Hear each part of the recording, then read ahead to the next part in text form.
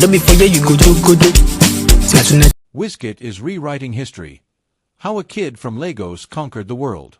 There are moments in music history that stop you in your tracks.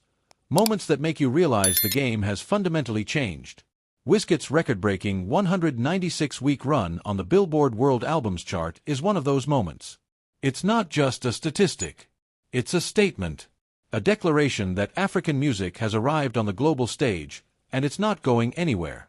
Adedeji Ibrahim Balogun, the boy from Surulere, Lagos, who started recording music in his bedroom at the age of 11, has become one of the most consequential artists of his generation. His journey from uploading music on the internet as a teenager to becoming the first African artist to spend 196 weeks on the Billboard World Albums chart is the kind of story that doesn't feel real until you sit with the numbers long enough to let them sink in. Made in Lagos. More than an album. At the heart of this record-breaking achievement is Made in Lagos, the 2020 album that many consider Wizkid's masterpiece. Released during one of the most turbulent years in modern history, the album arrived like a warm exhale, smooth, sun-drenched, and deeply rooted in the sounds of the African continent. It blended Afrobeats with R&B, dancehall, and soul, creating something that felt simultaneously timeless and urgently new. What made Made in Lagos different wasn't just its sound, it was its ambition. Wizkid wasn't making music for a regional audience with a hope that the world might listen. He was making music for the world, on his own terms, without diluting a single drop of his identity. That confidence resonated. The album climbed to #1 on the Billboard World Albums chart and refused to leave for years, accumulating 196 weeks on the chart and setting a record no African artist had ever come close to reaching. The album's standout single, Essence, featuring the phenomenal Thames, became a cultural lightning rod. It crossed over in ways that felt almost impossible to predict, finding its way onto playlists in Tokyo, London, Atlanta, and everywhere in between. When Justin Bieber hopped on the remix, the world paid attention at a scale that few Afrobeats records had ever commanded. Essence wasn't just a hit.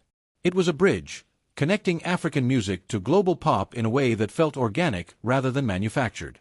Shazam, streaming, and the sound of a revolution. The Billboard record is extraordinary, but it's far from the only headline Wizkid has made.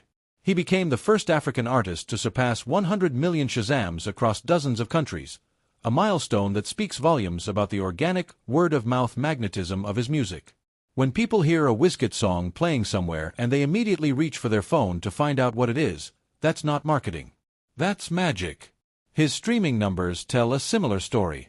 Wizkid consistently ranks among the most streamed African artists on Spotify and Apple Music, with hundreds of millions of plays spread across his catalog. These aren't just numbers concentrated in Nigeria or West Africa. They're spread across Europe, the Americas, Asia, and beyond, painting a picture of a genuinely global fanbase that cuts across cultural and linguistic lines.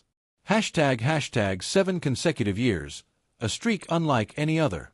What makes Wizkid's accomplishment even more staggering is the consistency behind it. 7 consecutive years with placements on the Billboard World Albums chart. 7. In an industry defined by fleeting moments of relevance and brutal short attention spans, sustaining that kind of presence for nearly a decade is almost unheard of.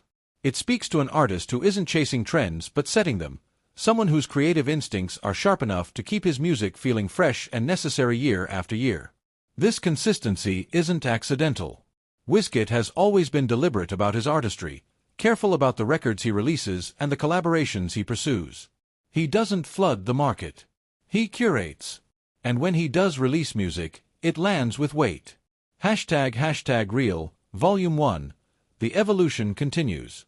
Wizkid's latest project, Real, Volume 1, a collaborative effort with Asaki, proves that his ambitions are nowhere near satisfied.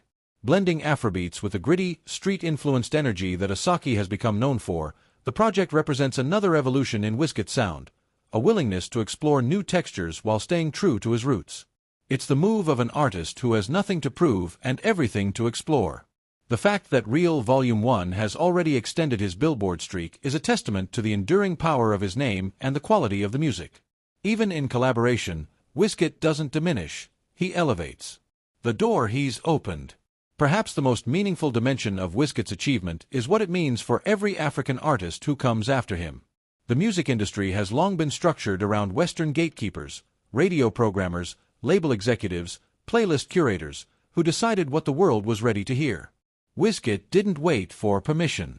He built his own path, and in doing so, he widened the road for artists like Burna Boy, Thames, Davido, Rema, and an entire generation of musicians from the continent who are now finding global audiences. When a kid in Lagos, Accra, Nairobi, or Johannesburg sees that a boy from Surulere is setting records on Billboard, the psychological barrier shifts. The ceiling doesn't just crack, it disappears. A trailblazer, simply.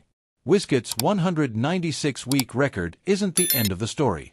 If anything, it feels like the midpoint of a legacy still being written.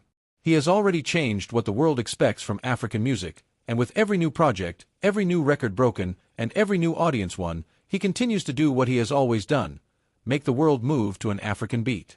The boy from Lagos is killing it. And he's only just getting started.